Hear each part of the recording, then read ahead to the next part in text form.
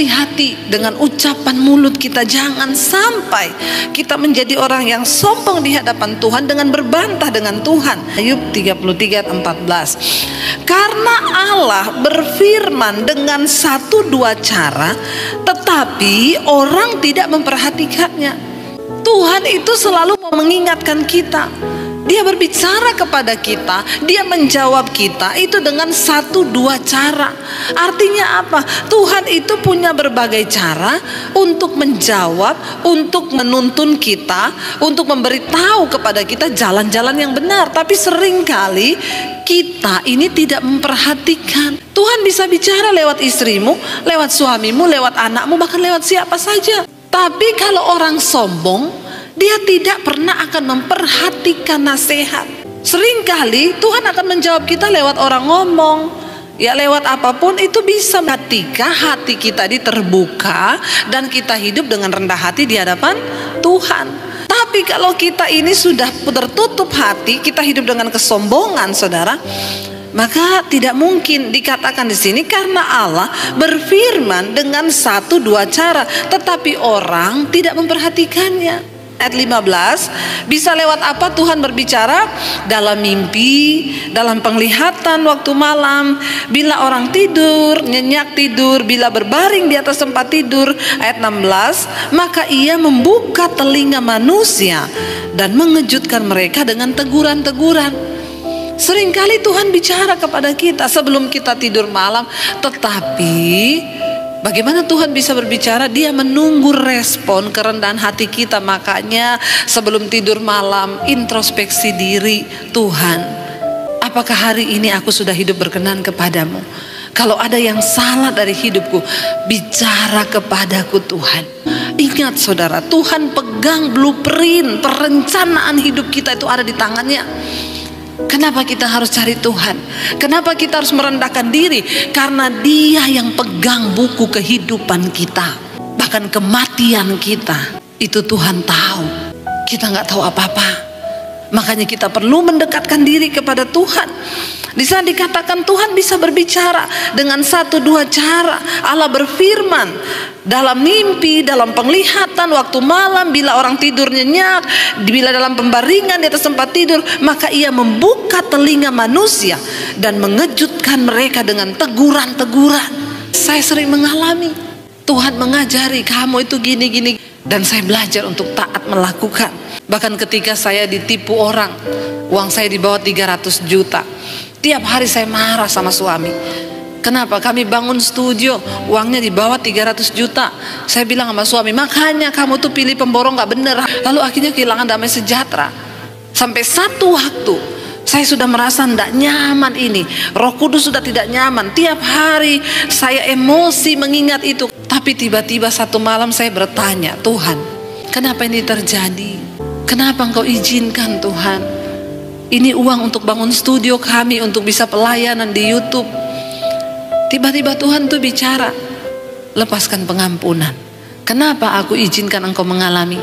Kamu kan sering konseling orang kalau datang, Bu saya ditipu orang berapa? 5M. Lupakan aja, uang gampang dicari, tapi damai sejahtera itu susah didapat. Sekarang kamu mengalami, kamu bisa nggak melakukan apa yang kamu katakan? Waduh, berat saudara. Tuhan berat, Tuhan berat. Tapi Tuhan bilang gak ada pilihan, taat lakukan. Saya berdoa hari itu, saya menangis, ampuni saya Tuhan, jagai hatiku Tuhan, supaya aku bisa melepaskan pengampunan. Aku mau menjadi pelaku firman-Mu. Lalu Roh Kudus mulai tuntun, sekarang kamu SMS orang itu, kamu bilang bahwa kamu melepaskan pengampunan. Saya ambil HP, saya SMS orangnya. Saya tadinya kepahitan sama kamu, saya jengkel sama kamu, saya marah sama kamu, terkutuk kamu. Tapi hari ini Tuhan tegur saya lepaskan pengampunan buat kamu. Enggak sampai di situ, sudah mau selesai, saya mau kirim, Roh Kudus ngomong, tulis. Dan mulai hari ini saya tidak akan tagih uang itu. Saya bilang, kalau itu tunggu dulu Tuhan, lumayan 300 juta. Roh Kudus ngomong, tulis itu. Ngomong, tulis sekarang. Dengan berat hati, tapi saya mau merendahkan diri. Saya tulis, dan mulai sekarang bergetar tangan saya. Dan mulai sekarang, stop dulu. Tarik napas. Ada harga yang harus dibayar. Waktu kita mau merendahkan hati, mendengarkan suara Tuhan. Saya tulis, dan mulai hari ini saya tidak akan tanya kamu pertanggungan jawab. Karena tiap hari saya, mana pertanggungan jawab? Dia balas, notanya belum kekumpul, banyak yang hilang. Saya balas, besok saya tunggu. Besok seperti itu, damai sejahtera hilang. Waduh, semuanya saudara. Tapi akhirnya saya mau belajar taat. Saya bilang, mulai sekarang saya tidak akan tanya lagi uang itu urusan kamu dengan Tuhan. Tapi satu nasihat saya, bertobat. Besok pagi bangun, iblis ngomong, tanya uangnya. Waduh, daging itu saudara, daging. Saya bilang, enggak, dalam nama Yesus. Enggak, dalam nama Yesus. Akhirnya saya hapus aja kontaknya, biar saya tidak terpengaruh untuk nanya-nanya. 1 minggu kemudian saya dapat berkat, ada orang ngasih saya mobil baru yang harusnya itu keluar dari uang saya sendiri, tapi orang kasih. Berapa minggu kemudian ada orang memberkati untuk pembangunan studio kami. Apa yang tidak pernah kita pikirkan. Coba kalau saya marah-marah terus, saya nggak mau dengar apa yang Tuhan ngomong. Kalau saya nggak taat, nggak merendahkan hati untuk melakukan firman Tuhan, saya berbantah dengan Tuhan. Saya bilang, nggak Tuhan, berat Tuhan, saya nggak mau, saya akan tagih terus. Karena ada teman saya yang ngomong, butuh jasa penagih nggak? Dia bilang, nggak dosa bu, kita nagih utang nggak dosa. Sudah mau tergiur saya, tapi saya ingat Tuhan bilang, jangan. Setelah saya lepaskan pengampunan, berkat Tuhan mengalir saudara. Tepuk tangan buat Tuhan. Saudara, jadilah orang yang rendah hati di hadapan Tuhan. Jangan suka berbantah dengan Tuhan. Lalu dikatakan di sana saudara, ayat yang ke-17, untuk apa Tuhan menegur kita? Untuk menghalangi manusia dari perbuatannya dan melenyapkan kesombongan orang. Tuhan itu menegur, firman Tuhan itu berbicara untuk apa? Untuk menghalangi manusia dari perbuatannya dan untuk melenyapkan kesombongan mereka. Tekan setiap kesombonganmu. Juga buat bapak-bapak, seringkali bapak-bapak itu dipimpin logika. Kesombongannya terlalu tinggi. Dalam bisnis engkau membuat perhitungan dan engkau pikir ini sudah benar, ini perhitungan saya. Diberkatilah orang yang merendahkan hatinya di hadapan Tuhan. Diberkatilah orang yang rendah hati, tetapi terkutuk orang yang tinggi hati. Untuk melenyapkan kesombongan orang, ayat 18, untuk menahan nyawanya daripada liang kubur dan hidupnya daripada maut oleh lembing. Dengan penderitaan ia ditegur di tempat tidurnya dan berkobar terus-menerus bentrokan dalam tulang-tulangnya. Saudara, seringkali Tuhan menegur lewat sakit penyakit. Bisa jadi itu teguran Tuhan. Ya, ada orang datang sama saya, bu, saya batuk-batuk nggak sembuh-sembuh. Bapak merokok? Iya. Ya itu pak, berhenti rokoknya. Itu teguran Tuhan. Masa sih bu, doakan bu supaya batuk saya sembuh? Enggak, biar saya tumpang tangan, tumpang kaki sama bapak. Nggak bakal sembuh batukmu kalau bapak masih tetap merokok. Tubuhmu itu bait Allah. Tuhan berbicara lewat sakit penyakit. Di tempat tidur orang terbaring. Sadar saudara, jangan terus hidup dengan kesombongan. Orang-orang yang gak mau terima kebenaran dikatakan jangan merokok. Jawabannya apa? Saya ini kalau merokok malah mati loh bu. Ada orang Kristen yang seperti itu.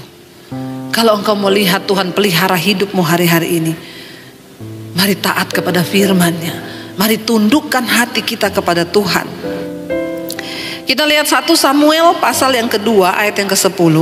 Firman Tuhan berkata di sana, orang yang berbantah dengan Tuhan akan dihancurkan. Atas mereka ia mengguntur dari langit. Tuhan mengadili bumi sampai ke ujung-ujungnya. Ia memberi kekuatan kepada raja yang diangkatnya dan meninggikan tanduk kekuatan orang yang diurapinya. Daripada kita jadi orang yang melawan Tuhan dan dilawan Tuhan, berbantah dengan Tuhan, lebih baik kita menjadi orang yang diurapi dan diangkat tinggi oleh Tuhan. Orang yang rendah hati akan diangkat tinggi Tuhan, saudara. Karena itu saya berdoa, biarlah segala kesombongan kita dihancurkan Tuhan. Ya, kita baca satu ayat lagi, Yesaya 45 ayat yang ke-9. Baca bersama, firman Tuhan berkata, celakalah orang yang berbantah dengan pembentuknya. Dia tidak lain dari beling periuk saja. Adakah tanah liat berkata kepada pembentuknya, apakah yang kau buat? Atau yang telah dibuatnya, engkau tidak punya tangan. Waktu kita hidup dalam kesombongan dan tidak mau taat kepada Tuhan, kepada firman-Nya, itu artinya kita berbantah dengan Tuhan.